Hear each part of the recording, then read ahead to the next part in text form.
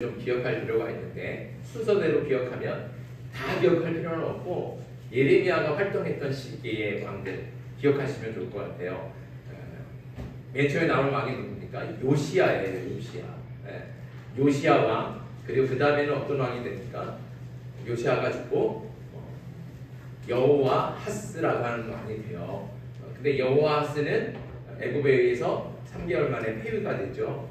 그래서 여호와스가 요시야의 아들인데 3개월 만에 폐위가 돼서 다른 왕이 애굽에 의해서 다른 왕이 세워지는데 그게 여호야김이에요. 여호야김. 이 사람도 요시야의 아들이죠. 여호야김이 한 13년 정도 통치를 합니다. 그리고 나서 여호야김도 이제 바벨론에 의해서 이제 폐위가 됐죠. 그래서 여호야긴이라고 하는 여호야김의 아들이 왕이 돼요. 그 여호야긴은 예레미야에서는 두 가지 이름으로 나와요. 곤야 또 여고냐 이렇게 나오는데 이게 같은 사람이에요. 여호야긴. 자, 그래서 이제 아무튼 여호야긴은 금방 또 이제 3개월 만에 폐위가 되죠. 그리고 나서 바벨론이 세운 왕이 있어요. 유다의 마지막 왕이거든요. 그게 바로 시드기야 왕입니다. 그래서 이제 요시야부터 시드기야까지가 예레미야가 활동하는 시기예요. 그래서 이 순서를 하는데 그런데 예레미야 말씀이 그러면 이 순서대로 왕의 순서대로 주르륵 차례대로 가느냐? 그렇지가 않아요. 오늘 말씀 앞에 이제 34장에 가볼까요? 34장에 보면 34장 2절에 보면 이스라엘의 하나님 여호와께서 이와 같이 말씀하시니라 너는 가서 유다의 시드기야 왕에게 아뢰어 이르기를. 그래서 시드기야 왕에게 가라 이렇게 하죠. 그럼 이때는 지금 시드기야 왕 때인 거예요. 이 34장 말씀은. 근데 35장으로 가보세요. 35장 가면 누가 나와요? 유다의 요시야 왕의 아들 여호야김 때. 그래서 여호야김. 그러면 거꾸로 가는 거예요. 시계가. 그렇죠? 시계가 거꾸로 간 거예요. 시드기야는 제일 낮은 왕이잖아요. 근데 다시 여호야김으로 간다는 거죠. 그러니까 시대가 거꾸로 가는 거예요. 36장도 누가 나와요? 우리가 읽었지만 여호야김이 나오는 거예요. 근데 다시 또 37장으로 가면 또 이제 누가 나옵니까? 이제 다시 왕들을 건너뛰어갖고 맨 마지막 왕으로 가는 거예요. 시드기야 왕. 그래서 이게 예레미야는 앞으로 갔다가 뒤로 갔다가 또 앞으로 갔다가 뒤로 갔다가 이게 자주 이래요. 그러니까 여러분들이 말씀을 읽을 때 이게 시대 순으로 되지 않는다. 차례대로 되지 않고 이렇게 왔다 갔다 한다. 이렇게 좀 기억하시면서 말씀을 읽으시면 좋겠습니다. 오늘 말씀은 예레미야가 이제 유다의 왕 여호야김 제4년에 여호야김 4년에 하나님께서 예레미야에게 말씀하신 거예요. 뭐라고 말씀하셨느냐? 2절 말씀 볼게요. 2절 말씀 같이 읽겠습니다. 시작. 너는 두루마리 책을 가져다가 내가 내게 말하던 날 곧 요시야의 날부터 오늘까지 이스라엘과 유다와 모든 나라에 대하여 내가 내게 들려준 모든 말을 거기에 기록하라. 아멘. 자, 지금까지 하나님께서 들려주셨던 모든 말씀을 기록해라. 하나님께서 이제 명령하신 거예요. 당시에는 책이 없잖아요. 책이 없고 여기 이제 두루마리 책이라고 하는데 이 두루마리는 주로 뭘로 만드냐? 양 가죽이나 소 가죽이나 이런 가죽으로 만들거나 아니면 파피루스라고 하는 이게 있어요. 그러니까 그 갈대라고 있죠. 갈대 같은 거를 쫙 이렇게 두들겨 갖고 피는 거예요. 그래갖고 그걸 말려서 종이처럼 만드는 거예요. 근데 그걸 파피루스라고 해요. 그래서 거기다 이제 기록을 하는 거죠. 그리고서 이걸 책처럼 만드는 게 아니라 그때는 그런 기술이 없었어요. 그래서 두루마리 이렇게 돌돌돌 마는 거예요. 그래서 이렇게 두루마리 그렇게 이제 그걸 책이라고 하는 거죠. 오늘 말씀에 이제 그런 두루마리 책에 하나님께서 하나님의 말씀을 기록해라 예레미야에게 명령하셨습니다. 그런데 뭐라고 말씀하셨냐면 요시야에 대한부터 이렇게 하신다는 거죠. 예레미야가 선지자로 부름받고 활동을 시작했던 때가 요시야 왕 제13년입니다. 요시야 왕. 요시야 왕은 31년 동안 통치를 했거든요.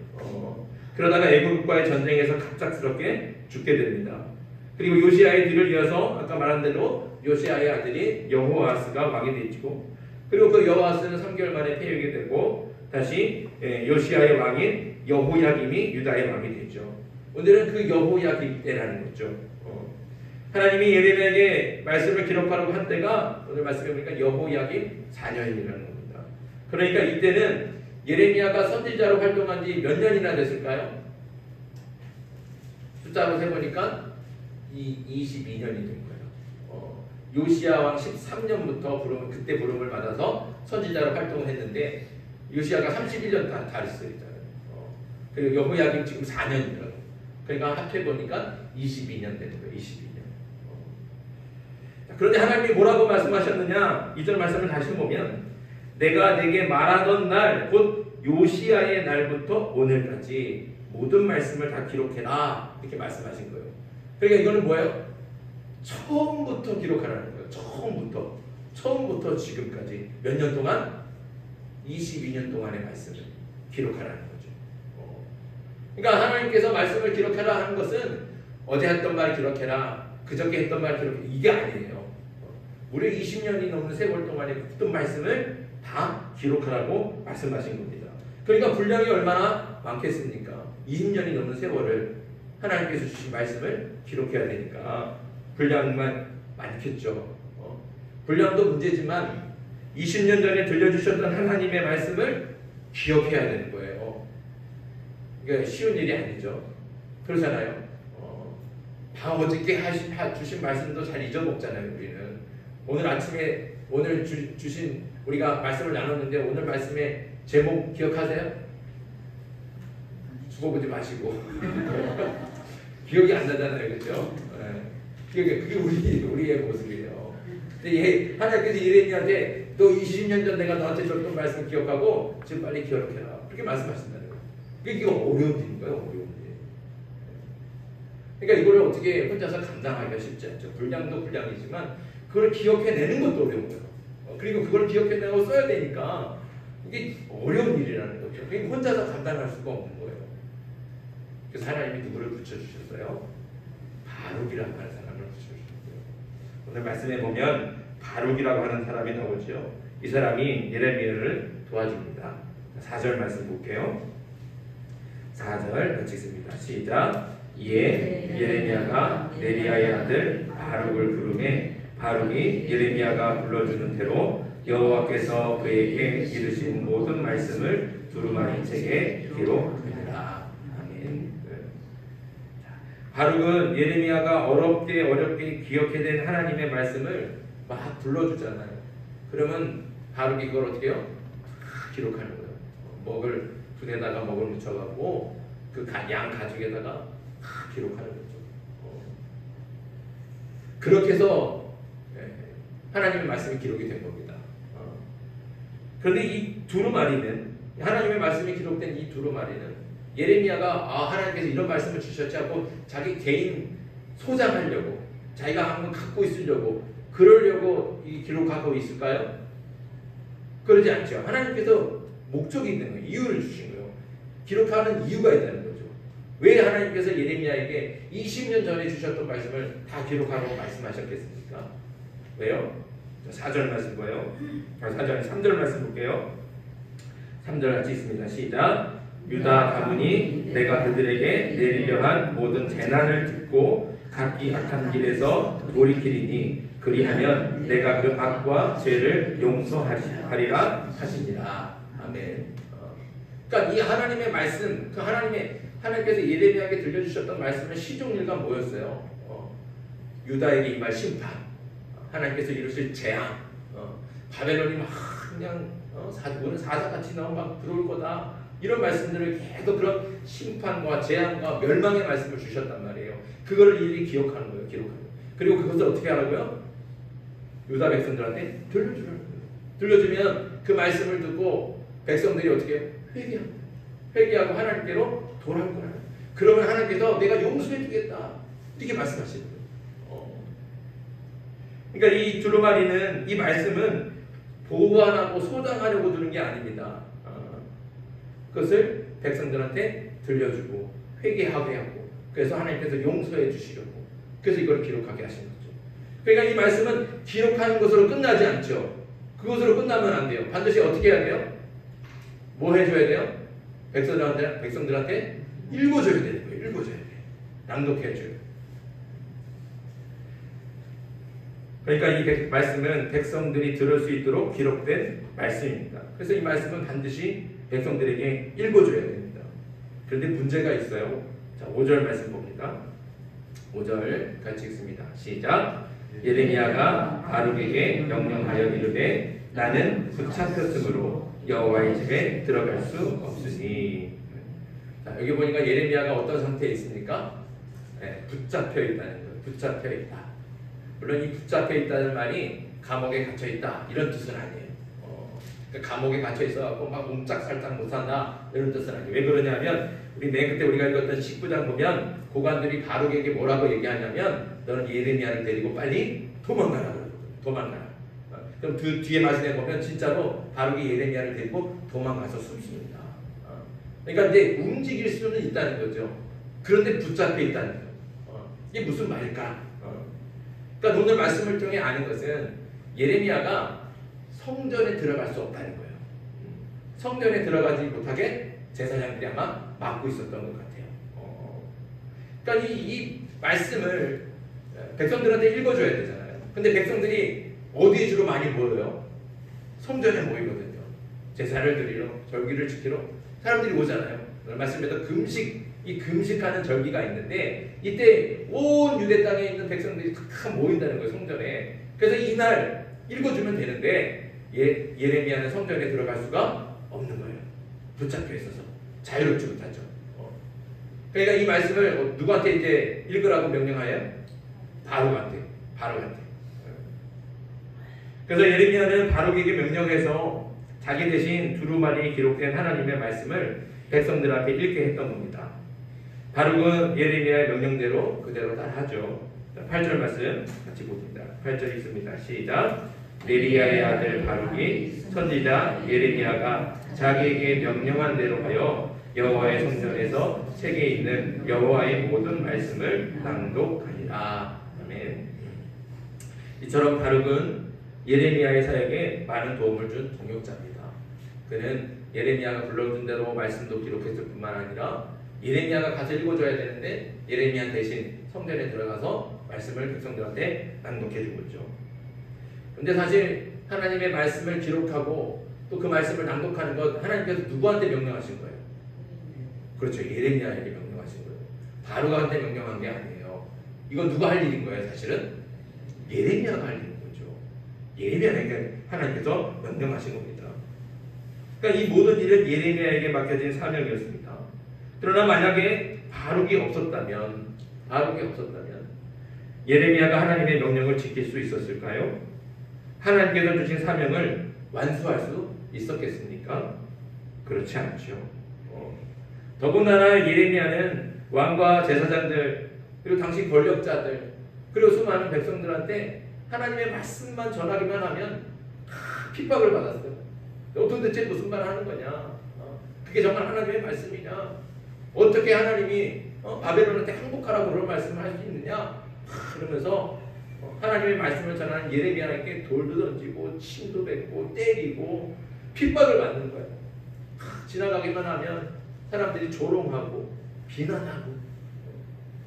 그러니까 하나님의 말씀을 전하는 예레미야가 얼마나 힘들고 어렵겠습니까? 예레미야서에 보면 스스로도 하나님 저는 이제 더 이상 하나님의 말씀을 전하고 싶지 않습니다. 이렇게 괴로울 정도로 그렇게 너무 괴로우니까 하나님한테 이렇게 말할 정도로 자기 생일을 저주하고 자기를 태어나게 한 어머니를 저주한다니까요. 나 너무 힘들어요. 왜 나한테 하나님의 말씀을 주셔하고 자꾸 전하게 하십니까? 저는 이제 하나님의 말씀을 전하고 싶지 않습니다. 그렇게까지 얘기한다니까요. 그런데 또 하나님의 말씀을 들려주면 이 가슴이 뜨거워지는 거예요. 전하지 않고는 베길 수가 없는 거예요. 왜냐하면 백성을 사랑합니다. 자기 동족을 사랑합니다. 그러니까 하나님의 말씀을 들려주고 또 전하는 거예요. 그러니까 예레미야는 선지자 사명을 감당할 때 너무너무 괴롭고 힘들었어요. 누가 자기를 위로해주는 사람도 없고 격려해주는 사람도 없고 너무 쓸쓸하고 자기를 보는 사람은 다 비난하고 조롱하고 핍박하기만 할 줄 알지 도와주는 사람이 없었다는 거죠. 그러니까 이 사명을 감당하기가 어려웠죠. 그런데 그 옆에 누가 있었어요? 바룩이 있었어요. 바룩이. 하나님께서 그에게 바룩을 붙여주신 거예요. 그래서 바룩이 예레미야에게 큰 힘이 된 겁니다. 위로가 되고 격려를 얻고 그를 통해서 힘을 얻는 거예요. 그래서 끝까지 사명을 감당할 수 있었다는 거죠. 이렇게 힘들고 어려웠지만 바룩이라는 신실한 동역자가 있었기 때문에 예레미야는 힘을 얻었고 도움을 받아서 하나님의 뜻대로 선지자의 사명을 다 할 수 있었던 겁니다. 오늘 말씀을 통해서 우리가 깨달아야 되는 건 사람은요 혼자서 살아갈 수가 없다는 거예요. 하나님은 세상 사람을 만드실 때 만들 때부터 그렇게 만드셨어요. 우리가 태어날 때 다 태어나자마자 스스로 막 걸어다니면서 자기가 배고프다고 밥 주워 먹는 애기들 있어요? 없잖아요. 그렇죠? 사람은 태어나면 반드시 엄마와 아빠의 보살핌을 받고 도움을 받아야 돼요. 밥도 먹여주고 똥기저귀도 갈아줘야 되고 씻겨줘야 되고 스스로 할 수 있는 게 아무것도 없어요. 다 옆에서 누군가가 도와줘야 돼요. 그게 바로 사람이라는 하는 존재죠. 그럼 그게 어릴 때만 그러냐? 그렇지 않는다는 거예요. 평생 그렇게 살아가는 거예요. 서로 도움을 주고 받고 사는 거죠. 하나님이 아담을 창조하시고 그가 혼자 있는 것이 좋지 않아서 하와를 만드셨어요. 근데 하와를 만드실 때 뭐라고 하면서 만드셨어요? 돕는 배필이다. 이건 하와한테만 얘기하는 게 아니에요. 여러분들 착각하시면 안 돼요. 아담과 하와가 서로를 돕는 짝으로 만들어 주신 거예요. 붙여주신 거예요. 여자만 남자를 돕는 게 아니에요. 부인이 남편만 도와주는 게 아니에요. 남편이 부인을 돕고 부인이 남편을 돕고 그렇게 서로 도우라고 그렇게 해서 함께 협력해서 살아가라고 짝지어 주셨다는 겁니다. 그래서 사람이 살아가는 건 혼자서 살아갈 수가 없습니다. 혼자가 아니 협력하고 돕는 것이 사람과 세상이 존재하는 방식이고 그것이 하나님의 창조 원리입니다. 하나님의 일도 마찬가지죠. 혼자만의 힘으로는 하나님의 일을 다 할 수가 없습니다. 여러 사람이 함께 돕고 협력해야 됩니다. 그래서 예수님도 어떻게 하셨어요? 혼자 하지 않으셨잖아요. 12명의 동역자들을 부르신 거예요. 그리고 예수님이 승천하신 후에는 이 땅에 남은 제자들도 각자 동역자들과 함께 복음을 전하며 교회를 세웠습니다. 예수님이 제자들을 중간에 이제 공생애 때 제자들을 이렇게 파송하시잖아요. 그렇죠? 가라. 가서 말씀을 전하고 내가 너한테 귀신을 내쫓고 병자를 치유하는 그런 권세도 줄 테니까 가서 너도 고치고 귀신을 내쫓고 복음을 전해라. 그래서 보냈단 말이에요. 그런데 그렇게 보낼 때 어떻게 보냈을까요? 둘씩 짝을 지어서 혼자 보내지 않았어요. 결코 혼자 보내지 않습니다. 그러니까 같이 협력해라. 그게 하나님의 뜻인 거죠. 우리가 잘 아는 바울도 동역자들이 많았잖아요. 디모데, 아볼로, 또 브리스길라와 아굴라 이런 동역자들이 있었기 때문에 그 동역자들의 도움과 협력이 있었기 때문에 바울도 이방인의 사도로서 땅끝까지 복음을 전할 수 있었던 겁니다. 하나님은 우리가 홀로 거하며 혼자 일하는 것을 결코 기뻐하지 않습니다. 여러 사람이 함께 협력하고 동역하기를 원하시는 거예요. 그래서 우리는 서로가 서로에게 좋은 동역자가 되어야 합니다. 특별히 교회를 운영하고 복음을 전하는 것, 그건 목사 혼자 하는 것이 절대로 아닙니다. 그런데 그렇게 생각하지 않죠, 그렇죠? 여러분들 그렇게 생각하지 않을 거라고 생각해요. 목사가 혼자서 하는 일이 아니잖아요, 그렇죠? 목사뿐만 아니라 그 누구라도 혼자서 하려고 하면 안 되는 거예요. 그게 맞는 거예요. 사역은 혼자서 할 수도 없거니와 혼자만 해서도 안 된다는 거예요. 모든 성도들이 힘을 모아서 함께 협력하고 서로 도울 때 하나님이 기뻐하시는 교회가 될 줄 믿습니다. 하나님이 우리를 같은 교회 성도로 부르신 것은 서로 협력하는 동역자가 되라고 부르신 겁니다. 그럼 다 같은 동역자라서 우리가 해야 될 일이 무엇이겠습니까? 가장 먼저는 우리가 서로가 서로를 인정해야 돼요. 무엇으로? 동역자로 인정해야 돼요. 서로 동역자로 인정하고 감사할 수 있어야 되는 겁니다. 그러니까 옆에 있는 분들이 다 뭐예요? 우리의 동역자다. 한번 옆에 있는 분들 한번 보시고 당신은 나의 동역자입니다. 뒤에 분들하고 다시 한번 인사합시다. 당신은 우리의 동역자입니다. 우리는 다 동역자예요. 동역자. 다 같은 동역자라고 하는 것은 누구 하나가 더 높고 낮고 이런 게 없다는 거예요. 신앙의 연차를 누구는 10년 했고 20년 신앙생활했고 막 그래서 뭐 높아요. 그런 게 없어요. 직분이요. 누구는 뭐 장로고 누구는 권사고 누구는 집사고 누구는 목사고 이런 직분이 상관이 없어요. 우리는 다 같은 뭐라고요? 동역자라는 거예요. 동역자. 그러니까 다시 말해서 누가 더 높고 누가 더 낮고 뭐 이런 차별이 절대로 없습니다. 하나님은 그 차별을 주려고 붙이신 게 아니라는 거죠. 우리는 서로 같은 동역자입니다. 그래서 서로가 서로를 존중하고 그리고 귀하게 여길 줄 알아요. 옆에 있는 분은 하나님께서 도우라고 나에게 붙여주신 동역자예요. 나 역시 뭐예요? 옆에 있는 분을 도우라고 하나님께서 나를 붙여주신 거예요. 그러니까 서로가 서로를 동역자로 인정해줘야 돼요. 저 사람은 다닌 지 몇 년도 안 됐는데 쟤는 저 사람은 아직 직분도 못 받았는데 이런 생각을 가질 필요가 없다는 거죠. 우리는 다 같은 동역자입니다. 그러니까 서로가 서로 동역자로서 서로를 인정하고 존중하면서 귀하게 여길 줄 알아요. 그래야 같이 협력하고 하나님의 뜻을 이루게 될 줄 믿습니다. 서로가 서로를 동역자로 인정해주고 또 존중하고 귀하게 여길 수 있는 저와 여러분들 되길 바랍니다. 두 번째로 우리가 할 일은 나 스스로가 동역자가 되도록 노력해야 됩니다. 오늘 말씀에 나오는 바룩을 한번 생각해 보십시오. 바룩이 기록한 하나님의 말씀은 누가 받은 거예요? 바룩이 하나님께서 직접 바룩에게 말씀하셨나요? 그러지 않죠. 누구한테 주신 말씀이에요? 예레미야에게 주신. 이건 바룩이 지금 받은 말씀이 아니에요. 그러니까 예레미야가 불러주는 대로 그냥 기록하기만 하는 거죠. 그러니까 이 바룩이 기록했지만 사실은 이게 누구가 전하는 말로 역사에 남을까요? 예레미야가 남는 거예요. 사실 바룩은 잊혀질 수 있었어요. 오늘 말씀이 이렇게 기록되지 않았으면 사실은 잊혀지는 사람이에요. 잊혀져도 상관이 없는 사람이에요. 거기다가 바룩은 예레미야를 대신해서 하나님의 말씀을 백성들에게 읽어주기까지 했습니다. 그러면 바룩이 예레미야가 받아야 될 그 핍박과 비난을 대신 받게 되는 거예요. 그렇죠? 예레미야가 전할 때 사람들이 그 말을 듣고 막 분내고 화내고 막 그래서 막 돌 던지고 그럴 텐데 예레미야가 받아야 될 그런 비난과 폭력과 그리고 핍박을 바룩이 어떻게 대신 받는 거예요. 자기가 받은 말씀도 아니야. 그렇잖아요. 자기가 하나님한테 받은 말을 너 가서 백성에게 전해 이렇게 들은 것도 아니라니까요. 그러니까 자기가 받은 말씀도 아니기 때문에 자기가 사실 안 해도 돼. 핍박을 받고 고난을 당하는 게 뻔하니까 그것까지 내가 못하겠어요. 그냥 그건 예레미야 당신이 하세요. 이게 맡길 수 있었다니까요.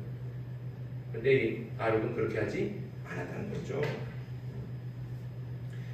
그는 정말로 핍박과 고난까지 다 알면서도 그러면서도 예레미야의 동역자가 되는 겁니다. 기꺼이 그런 피해와 고난과 어려움이 분명히 있을 걸 감수하면서까지 자원해서 협력하고 그래서 예레미야의 그 사역을 동역하는 거예요. 그럴 때 어떻게 하나님의 역사가 일어난다는 거죠. 그때 하나님의 일이 완성이 되고 이 땅에 하나님의 나라가 이루어지는 겁니다. 저와 여러분이 서로를 하나님이 부르신 동역자로 인정하면서 존중할 수 있기를 바랍니다. 또 저와 여러분이 정말 마음과 뜻을 모아서 함께 협력해야 됩니다. 그래서 우리가 이렇게 동역한다는 것은 내 이름이 드러나는 게 아니에요. 그래서 그럴 수 있죠. 나는 철저히 감춰주고 다 드러나지 않을 수 있어요. 누가 있냐 그러면 막 칭찬받을 때 사람들이 인정해주지 않을 수 있어요. 박수 쳐주지 않을 수 있어요. 그러나 우리는 다 뭐예요? 동역자예요. 동역하기를 원하면서 나도 이름이 드러나기를 원하고 나도 좀 높임받기를 원하고 나도 좀 칭찬받기를 원하고 그래서 자기 내세우길 바라면 동역이 될까요? 안 될까요? 협력이 될까요? 안 될까요? 협력이 안 되는 거예요. 나는 드러나지 않아요. 오히려 이 일로 인해서 내가 핍박도 받고 어려움도 당하고 고난을 만날 수 있어요. 하지만 그럼에도 불구하고 이게 정말 하나님의 일이라, 정말 하나님의 뜻이다 라고 하면 기꺼이 자원해서 동역하는 겁니다. 협력하는 것이죠. 그럴 때 정말 하나님의 뜻이 이루어지고 하나님의 역사가 나타나게 되는 줄 믿습니다. 바룩이 그렇게 했던 것처럼 바룩은 자신을 드러내지 않았어요. 그런 걸 생각하지 않았죠.